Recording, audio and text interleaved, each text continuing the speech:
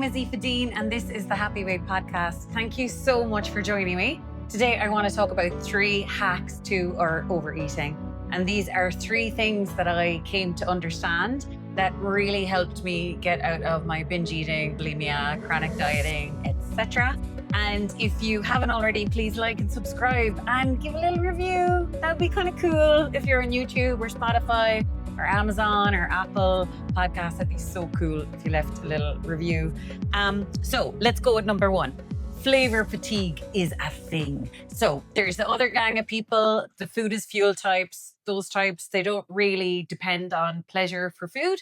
Those people are awesome at dieting. It doesn't put them up or down. And those people also don't link food with emotion. So they won't eat more if they're stressed. They won't eat more if they're sad. I, for one, am not in that gang. The ship has sailed for me that way. I am an emotional eater and a comfort eater.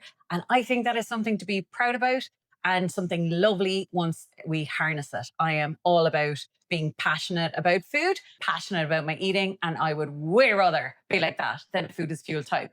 But the downsides are we have to be aware of lots of things that mean we don't get pleasure from food, which causes us to overeat. And one of those things is flavor fatigue. So in my dieting days, I would have been having the same old chicken salad every day for my work for around 15 years. And most of my inquiries are people being like, my breakfast is good, and so is my lunch, and so is my dinner. It's like, kind of almost like the basis of my diet is fine if I could just leave it at that. But it's the evenings and weekends are the problem. And how I hear that is, no, your baseline is the problem, because there's other people out there that, because of their breakfast, because of their lunch, because of their dinner, they want for nothing else. Like, in terms of, if we have a good enough lunch, a good enough dinner, whatever, eating more would actually be punishment, not pleasure. Because if our belly already feels totally lovely, cozy, belly full, us eating more would put us into the ick. We'd go past that comfy, lovely feeling that food should give us and kind of go into that icky discomfort. So more food would be a punishment. Same if we've already achieved lovely flavors and tastes in our mouth, ongoing eating is just going to take away the lovely taste in our mouth. So we have to call it early when there's flavor fatigue. And from the body's point of view, I kind of see it as, my body anyways, I was like thinking it was probably like, geez, would you move on from the chicken salad? Like, there's other nutrients out there, for God's sake. And I have worked with chronic dieters, and by chronic dieters, you might be thinking skinny. It's generally the opposite. Like, the good day, bad day mentality really gets us overweight and very overweight.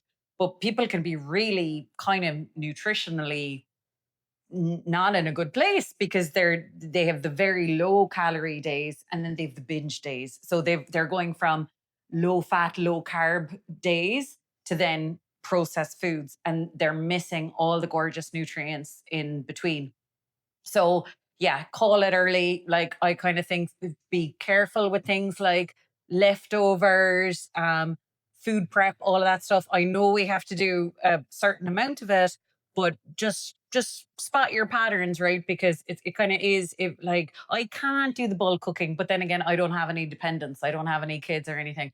But like, even the idea that I have to eat something on Monday night kind of pisses me off. I'd rather more options. But I get the whole, like, say, preparing the veg or preparing a part for it, a part of the dinner, and then pimping up the rest or something like that.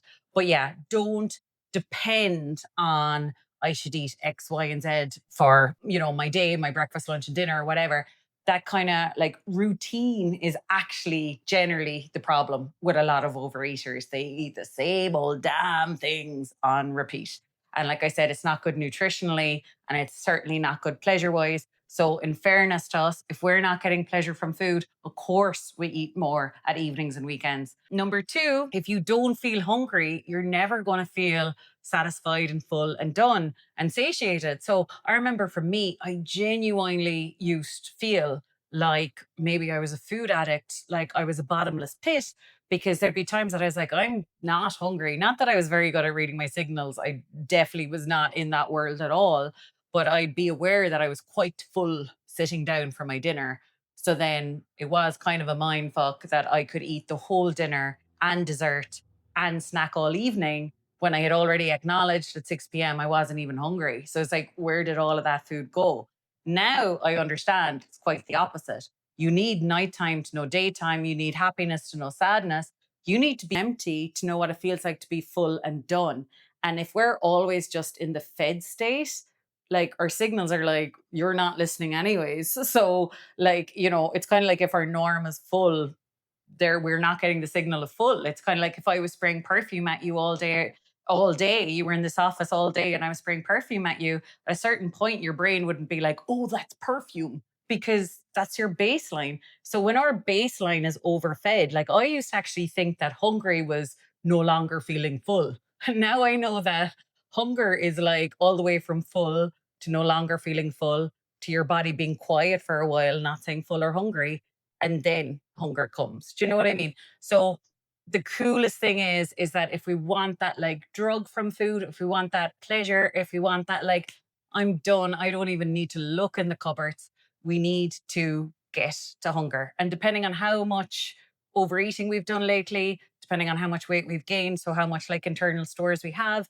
can be a little bit of a journey to try and get to that hungry point. Do you know what I mean? And I kind of always think the thing is like, do whatever you need to do to slightly get there anyways for a start. So it's like, if you need a curry cheese chips, if you need jam buns, if you need whatever you need, just entice yourself to let your body give your body a chance to let it get through all that it already has so it can get to properly hungry. The next one and the final one is like I was just thinking, talking to a client this morning. She had a crazy delicious, crazy memorable week. She was like, I really, really enjoyed it.